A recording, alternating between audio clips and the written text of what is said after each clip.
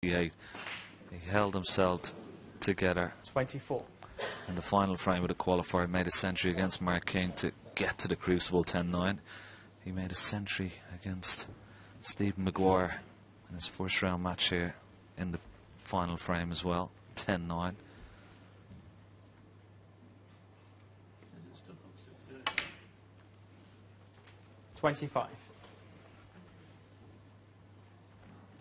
So he has done it before when the pressure's been on. But this is the chance to be into the quarterfinals of the World Championship, beating the defending champion. Doesn't appear to have a great angle on this, so it'd almost be better getting the brown out of the way here. Yeah, that's a good choice. 31. That gives him a lot more room to manoeuvre around this end of the table and bring the black in off its spot in a couple of shots' time. He must be absolutely buzzing inside. And at this moment, doesn't look like missing.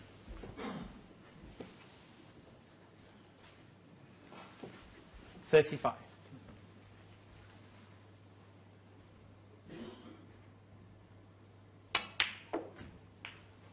36.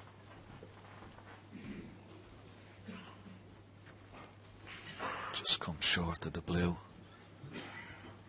May have to leave the red at distance, yeah. Here's his angle.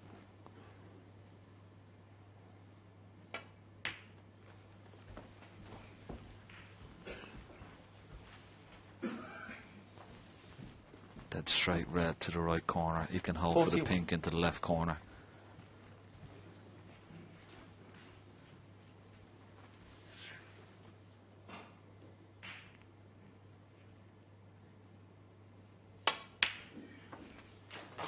One of all the qualifiers, the young qualifiers I've seen play at the Crucible, this young man has played the best. Doesn't have an ideal angle on the pink. He may be only screw back for the one that's down the nearest the right hand side pocket, but he won't play for the one in the middle. Just having a look where he needs to finish. But would you want to be playing this nice and slow with the rest?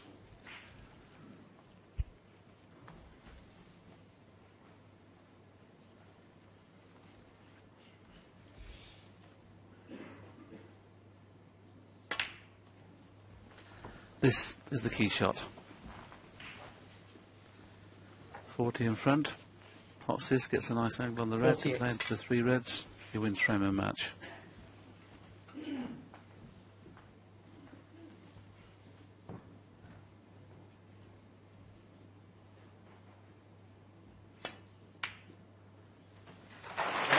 That's the angle like 49.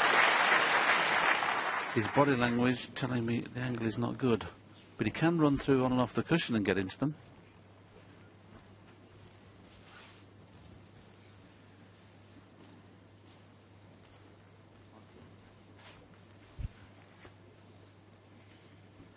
Ken's put a couple of circles in there. If he doesn't fancy getting into the three reds, either of those circles, he can get either of those and still have the reds, so he's played in the middle.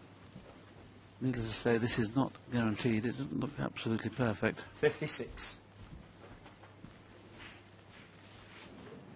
And obviously, if you're trying to get an angle on the pink to bring one of those three reds into play.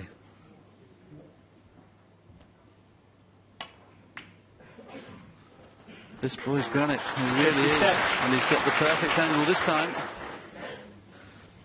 It's Mark Selby's last chance here. If this cannon doesn't go right. Oh, well, there you see it. Wasn't straight in the middle of the pocket, but look at the result. Just to the left jaw. 63. But what a performance.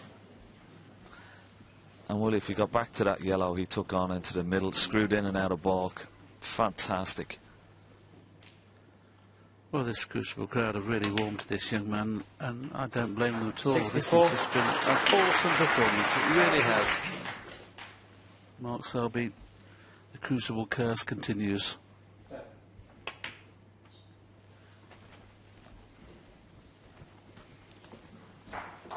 Yeah, well, he'll be back, I'm sure, 69. many times, but for now, it's Anthony McGill's turn. 70. He's played superbly well, very confident, very fluent, and all with a smile on his face, Will. And in his last 3 matches, he's finished with a century. Will he do it again? 76.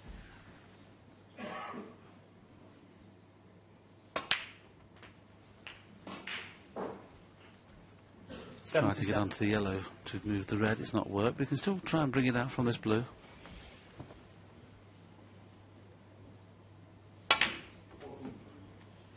Oh, I didn't think of this way.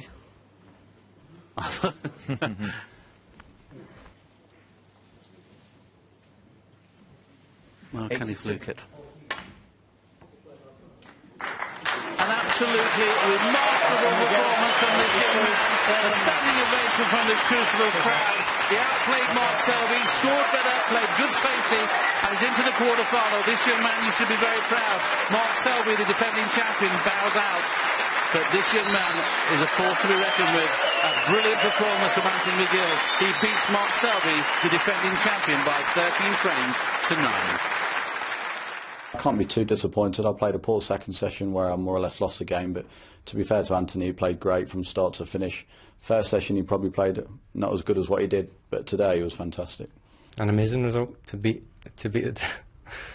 the defending champion, defending world champion at the Crucible, inflict the curse, I guess. Just amazed. I wouldn't have done anything different. I mean, I was practicing hard before the tournament, but as you say, there's been a lot of great names over the years which have won it for the first time and not been able to defend it, so it's no embarrassment not being able to defend it myself, but I tried my best out there and it just wasn't good enough, but all credit to Anthony. I guess I'm still in it. I've still, I've got a cue in my hand, so you never know. So the Crucible curse continues for the defending champion, but well played Anthony McGill, a brilliant second round performance. Let's bring you up to date with the Ding Junhui v John Higgins match. Ding is a man who would love to win the world title. As for John Higgins, he's won it, of course, 4 times. Higgins led 5-3 at the end of the first session. This is the story of the second. The second session of this round 2 match was a high-class affair with both players in fluid form. A break of 49 in the very first frame by Ding was followed by runs of 46 and 80 as he levelled the match at 5-all. But John replied in kind, a 55 in frame 11, and then this double setting up a 68 as he restored his 2-frame advantage. The pendulum then swung back the way of the third seed, this pot ensuring a frame-winning break of 66. Ding took the next with another 60 plus break, and then took the lead for the very first time with this run of 82. In the overall context of the match, the final frame of the session may well prove pivotal. Another successful double from John set up a break of 57. But Ding responded with a sensational frame-winning clearance that began with this red and followed up by a terrific blue. And how about this red with the rest to free up the black? Ding will not make a better break of 59. He now leads 9-7 going into the final session, having taken 6 of the 8 frames on offer.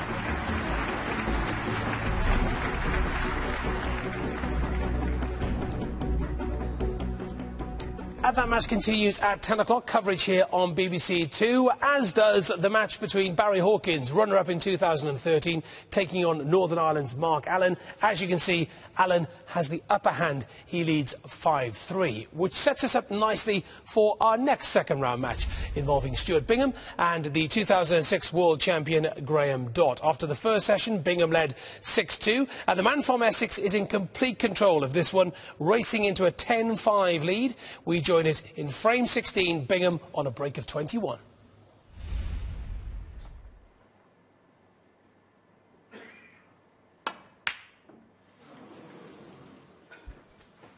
Well, that'll take the spring out of his step a little bit. He cued across that one. He was looking good there, and then all of a sudden he didn't push the cue through in a straight line.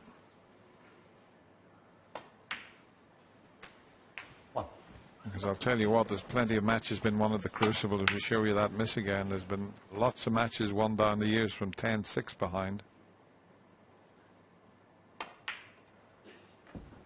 I'd rather be 10-6 in front, though, wouldn't you? It's a big ask from there, but 8. I know what you're saying. And he pulled something out of the hat here, Graham Dott. Won't be through lack of effort. But he's just wonder how much that previous frame took out of him. He looked very disappointed after losing that.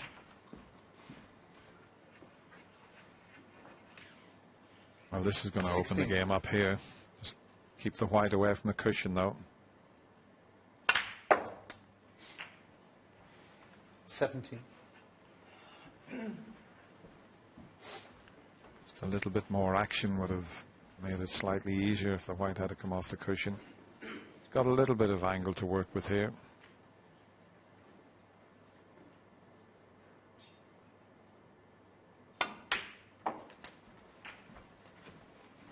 Okay. As you can see, he was just off straight, so 24. he's faced with a tricky little red across into the left middle pocket.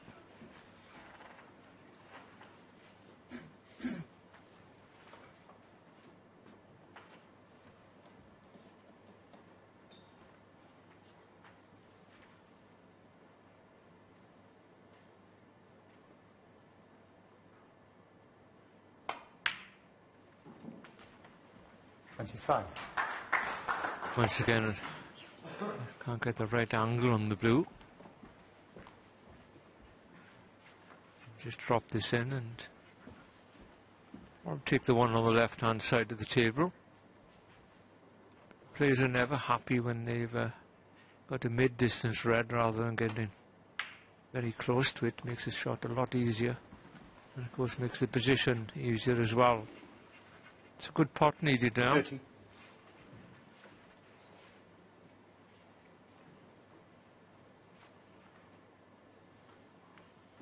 Now then, how are you feeling, Graham?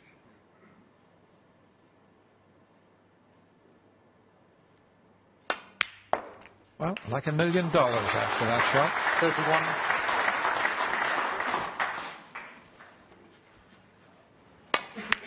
31. He struck out nice, didn't he? Very nice.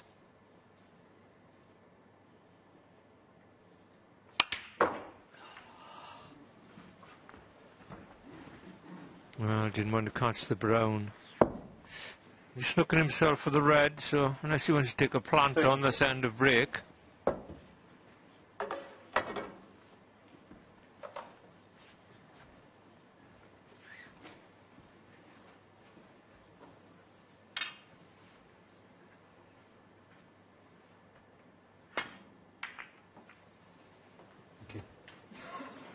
Where's that cue ball going? Well, Now that's a bit careless. Graham Dott 34. Stuart Bingham 4. Well, you could say it's a bit unlucky, but he had a nice target there with the yellow and brown, and Stuart Bingham, well, he knocked a cracking red in the start of this frame, but then he missed a fairly comfortable one. On the previous one, when he missed it, he just didn't deliver the cue in a straight line. Let's see if he can do it this time. You're right down his cue there. Watch the arm at the back. Beauty. 1. And up behind the green with the reds open like this is pretty good. Stuart Bingham 1.